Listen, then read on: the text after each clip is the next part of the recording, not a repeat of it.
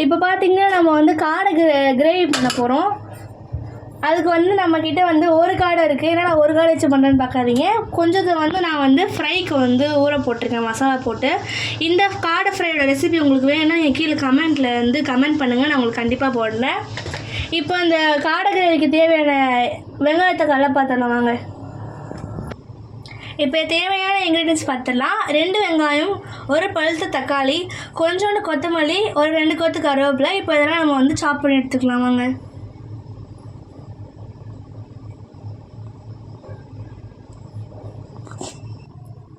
So இப்போ நம்ம வெங்காய தக்காளி வந்து நறுக்கி முடிச்சாச்சு. இப்போ வாங்க நம்ம இதை வந்து கிரேவி பண்ணிடலாம். இப்போ வானல் நல்லா சூடாயிடுச்சு. நம்ம தேவையானதான் எண்ணெய் ஊற்றிக்கலாம்.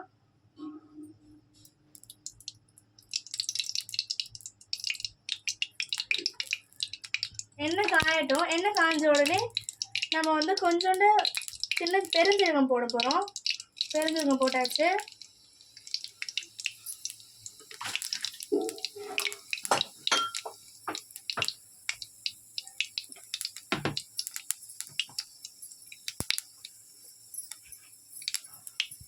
இப்போ பெருஞ்சீரகம் பொரிஞ்சிருச்சு. பொரிஞ்ச உடனே நம்ம கருவேப்பிலை போட்டுக்கலாம்.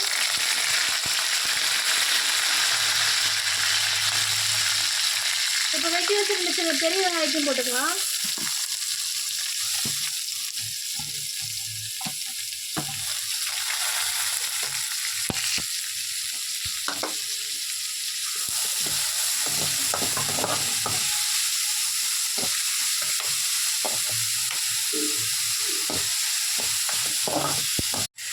இப்போ வந்து வெங்காய தக்காளி வதங்கிறதுக்கு ஒரு சிட்டிக்கு அளவுக்கு போட்டுக்கலாம். இப்போ வெங்காயம் கொஞ்சம் வதங்கினோடனே நம்ம தக்காளி ஆட் பண்ணிடலாம்.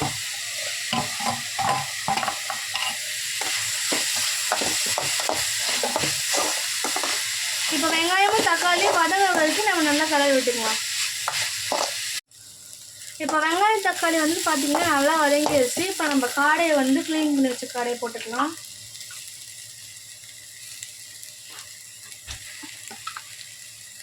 இப்போ போட்டு நல்லா மிக்ஸ் பண்ணிக்கலாம். இது கூடவே 1/2 டேபிள் ஸ்பூன் இஞ்சி பூண்டு பேஸ்ட் போட்டுக்கலாம். இப்போ இஞ்சி பூண்டு பேஸ்ட்டோட பச்சை வாசனை போகிற வரைக்கும் நல்லா வதக்கிக்கலாம். நம்ம இதை உப்பு போட்டுக்கலாம். பார்த்திங்கன்னா இந்த காடை வந்து நான் தான் செய்கிறேன். நம்ம எப்படி இந்த சேனலில் வந்து நீங்கள் ஒரு வாத்து கிரேவி வீடியோ பார்ப்பீங்க, அது வந்து எங்கள் அம்மா தான் செஞ்சாங்க. நான் வாய்ஸ் மட்டும் தான் கொடுத்தேன். அது வந்து ரொம்ப நல்லாயிருக்கும். நீங்கள் இந்த வீடியோ பார்த்துட்டு உங்களுக்கு அதை பார்க்கணுன்னா நம்ம சேனல்லே இருக்கும், நீங்கள் போய் பாருங்கள்.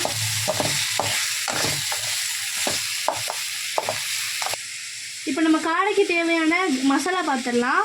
கரம் மசாலா 1/2 டேபிள் ஸ்பூன், கலருக்காக காஷ்மீரி சில்லி, காரத்துக்காக வந்து 1/2 டேபிள் ஸ்பூன் தனி மிளகாய் தூள், அப்புறம் மல்லித்தூள் வந்து 1/2 டேபிள் ஸ்பூன். இது எல்லாத்தையும் நம்ம போட்டு மிக்ஸ் பண்ணிடலாம்.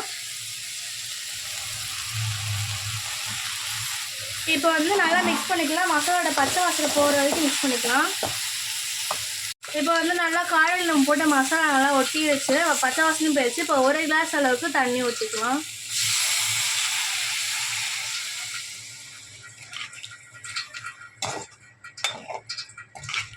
இது ஒரு காடைன்றதுனால தண்ணி மசாலாலாம் எல்லாமே கம்மியாக இருக்குது. நீங்கள் எவ்வளோ செய்வீங்களோ அதுக்கு ஏற்ற மாதிரி மசாலா போட்டு இப்போ வந்து இந்த காடை வந்து நல்லா வந்து தண்ணி ஊற்றி இப்போ நம்ம நல்லா வேக விட்டுக்கலாம்.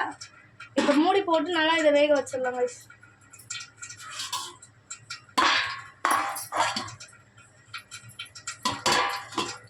இதை ஒரு 10 நிமிஷம் கழிச்சு நம்ம வந்து பார்க்கலாம்.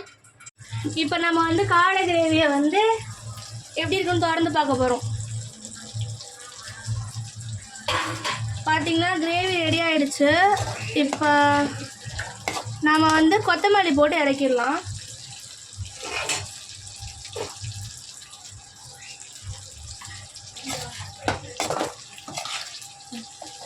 நம்மளோட காடை கிரேவி வந்து சாப்பிட்றதுக்கு ரெடி ஆகிடுச்சு.